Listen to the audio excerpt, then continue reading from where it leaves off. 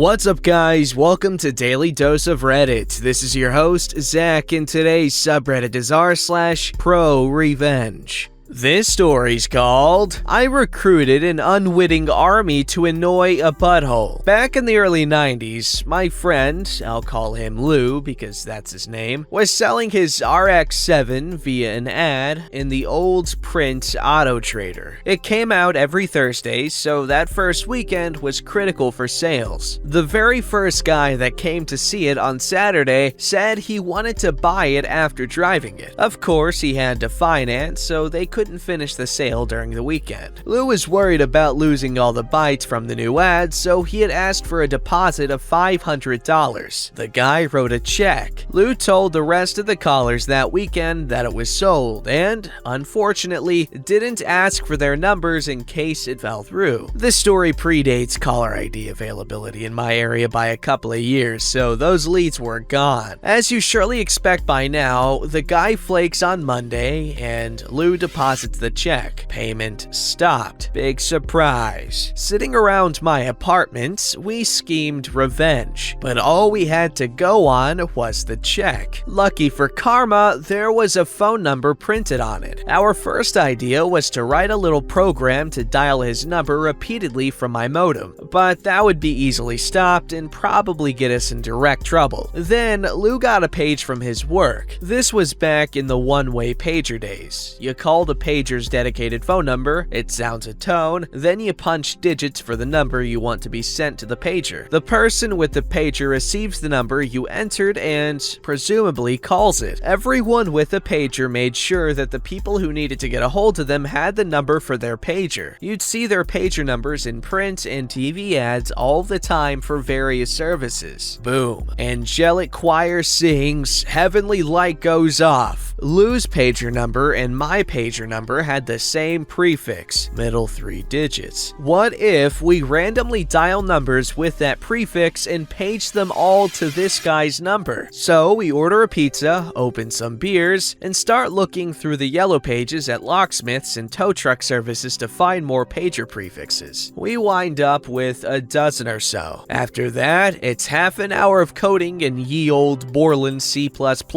I put together a program that would cycle through our list of known prefixes and add a random final 4 digits to get a random pager. It calls the pager's number, pauses, then dials this butthole's number and throws a *911 suffix on there for good measure, which is something people with pagers understood to indicate an emergency of some kind. The whole thing was just generating a string like ATDT602XXXYYYY butthole number *911#, where XXX is the pager prefix and YYY is random. Commas make pauses since you need to connect to the paging service before you can enter the message, make string, send to modem, wait for no carrier, hang up, repeat. We start eating the pizza and let it fly. I was very picky about my devices, so my modem was a US Robotics Courier. You could set an S register to control how long it would sound each tone when dialing. Uber nerds like myself would keep tinkering with that to get it as fast as possible while still being recognized by the phone service. It was very fast. I would swag it could run through 4 pages per minute, so this guy would get 240 calls an hour. We just watched it run and laughed our asses off. We realized pretty early on that we didn't really know if it was working, so we wandered down to the 7-Eleven and called him from a payphone, just in case he could somehow trace it or the popo were on the case and watching. A man answered and I said, "Hello, I just got a page at this number." I heard an audible sigh and then he just hung up. Gold! We ended up running it for a few hours, then let it go quiet for a few days. Then we scheduled it to start dialing in the middle of the night every few days. Plus, we'd fire it up by hand randomly whenever we had a party. We checked again from the 7-Eleven after a week and it went to an answering machine, which did the rapid tone at the end of the greeting to indicate the tape was full. We reasoned that the line was still ringing anyway, so we kept at it for another month or so. Eventually, we got the disconnected warning when we made one of our regular checkups. I'm sure he just changed the number. I like to think about that guy answering the phone after a few days of silence when we started it up. I can vividly imagine his response at the "Did someone page me to this number?" as he slams down the phone and then it rings again a few seconds later. Or, of course, coming home from work and having an answering machine full of random people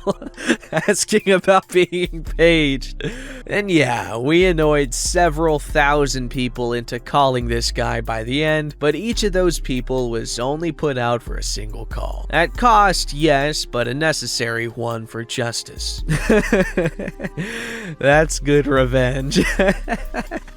Oh my god. I don't have much to say other than that it's really funny to just imagine that voicemail box just full of people. Hey, I got a page. Hey, I got a page. I don't know why they're all Canadian guys. This story's called Accuse Me of Stealing? You Will Lose Everything. First post, be kind. This happened way back in the dark ages, 1986. I was 21 at the time, Sam, and working for a gas station that was associated with a certain grocery store chain in Washington state. It was owned by a company not affiliated with said chain, but had locations at nearly every one. As this was long before the days of debit cards, this was a cash-only gas station. We didn't even take credit cards. Customers would pull up, pump their gas, and then come to my window to pay. We also sold cigarettes. No drinks, no snacks. Customers couldn't even get into my booth. I had been working there about a year when the company announced it was closing the location. My manager and I were offered positions at another location upstate, and we both accepted. We moved our respective families and started our new jobs as new hires. This station was incredibly busy. We did more business in 8 hours than my old location would do in a week. This location also had a different setup. Here, you would pull into the station from a single entrance, pump your gas, and then drive forward to a single exit where the Pay Here booth was located. There were always 2 cashiers on duty. Each cashier had a cash drawer. One thing I should note, there were also no computers, so closing the drawer down between shifts was time-consuming and tedious. We had to manually count the cigarettes remaining and count the cash drawers. We would fill out an end-of-shift report listing the starting balances and ending balances. This honestly just sounds the same. At the end of the shift, the total of gallons sold and total cigarettes sold should equal the cash balance. It is important to note here that not once in the year I had worked for the previous location had I been off by more than 10 cents. It's honestly not too different nowadays.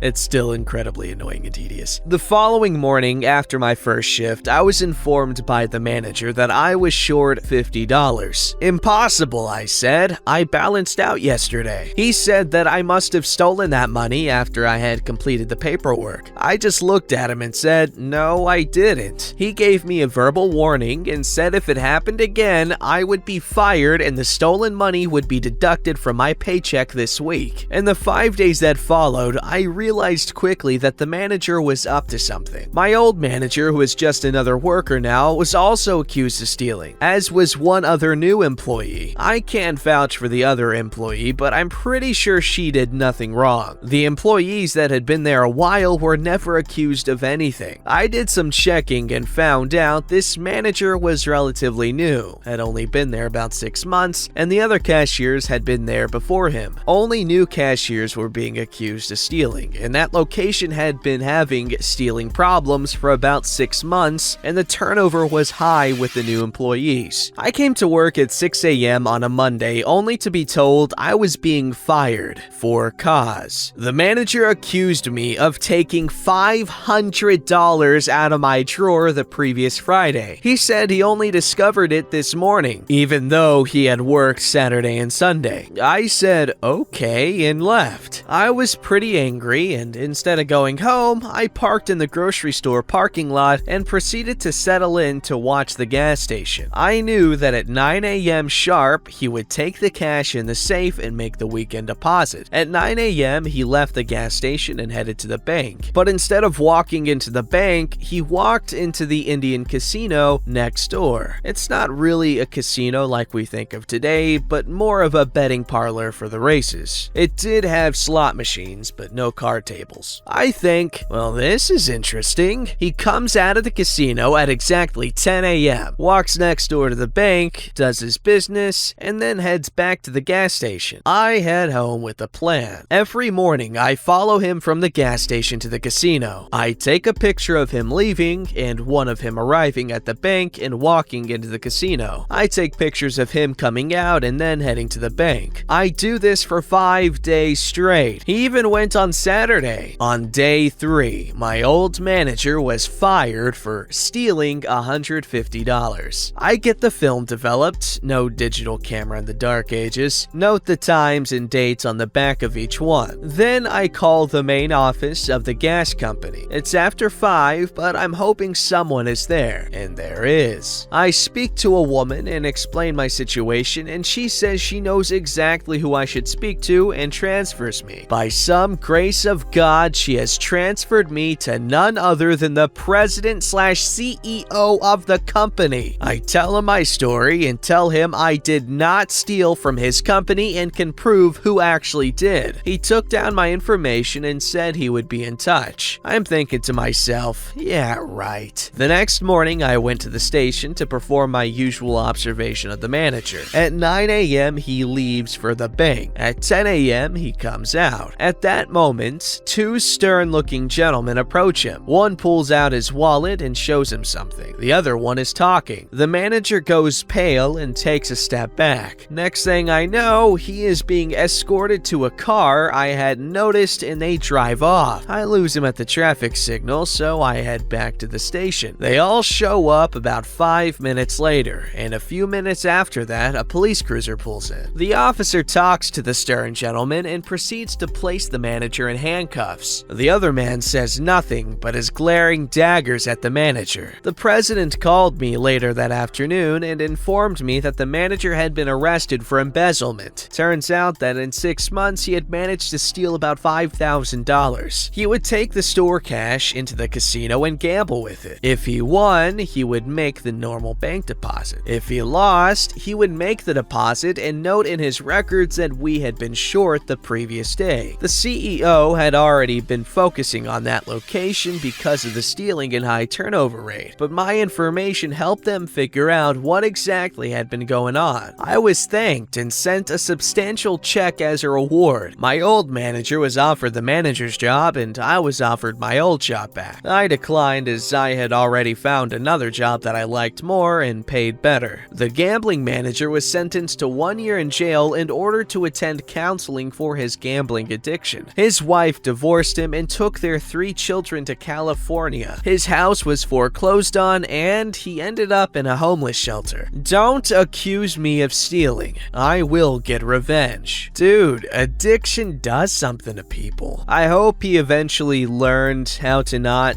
be a poopy person. And hopefully he got out of homelessness because that's a not fun way to live. But damn, OP, I'm glad everything worked out for you. It's kind of cool that they sent you a check. Alright, this story's called Unwilling to Pay? Let Them Eat Semen Cake. So, I'm a 17-year-old web dev who can make basic websites and stuff to earn money for video games. The job's pretty easy for the pay. I get picked up by some local bakery so people could pre-order cakes and stuff online. Took a few hours to puke out a functional back end and a day to make it all pretty. Thanks, Bootstrap. I had agreed for 700 rupees rupees, basically $10, which is insanely cheap even for India. Dude, no, that's not even a joke. Like, fast food burgers over there are around that same price. Like, that's, bro, have some respect for your labor. But all I need is video game money, so I'm good with that. When I'm done with the job, they needed to purchase the domains and a server, which I explicitly told them, you pay me 10 and use another 10 to buy a domain and 5 to rent servers. Total is $25. They give me $15 so I could set their stuff up. Once the website was fully operational, I asked for my money, but apparently they didn't want to pay because if I wasn't hosting the server anyways, why do I need compensation? You know, because apparently time has no value. The thing was, I could still access the server as I had the credentials for the server. So I go home, log in, and make one tiny change. The way the website works is that there's a customer page which shows you your orders, and there's a page for the store owners to see orders, payments, etc. Here's what I did. Added a small inconspicuous may contain semen warning in all product details. In the page where it shows your order confirmation to the customer, some options are changed with semen, so like semen frosting by random. The website went down in about a week and they're back selling on Facebook. Guessing someone complained or something. I don't see the complaint. Like, if you don't want semen food, then don't buy semen food. Stop ruining the fun for everyone else. Alright, this story is called Short Little Story. And this is from r/PettyRevenge because ProRevenge is, you know, dry. So about a year ago, in 7th grade, I'm just sitting on a bench minding my own business. So up comes one of my classmates. Now this guy is popular as heck, and also just a bit overweight. Now he wants to sit where I am, and I'm lying down on the bench. But instead of doing the sensible thing and looking where his fat ass is gonna be, he sits on my freaking head. Now, undoubtedly, this hurts a lot, so I slapped him. Not that hard, mind you, about as hard as your 9-year-old cousin hits you when he sees a punch buggy. What? What's a punch buggy? He screams and runs straight to the VP, which leads to us being in the office. So we do the blah blah, you did that bad thing part, and we get to the punishment. So OP, whenever we dish out to Fat Kid, we also have to give to you. Now, me being the introvert and him being the extrovert, you might see where this is going. No recess for a month sounds good to me. It did not sound good to Fat Kid. So while he had to sit inside bored, I was just fine reading my book. P.S. Sorry if some parts don't make sense. I don't have the best memory and I have trouble putting my thoughts into words. If only he never sat on your head, we wouldn't be having this issue. We wouldn't have the story either. So, you know what? Good sacrifice, buddy. Don't forget to like, subscribe, and hit that bell to never miss an episode.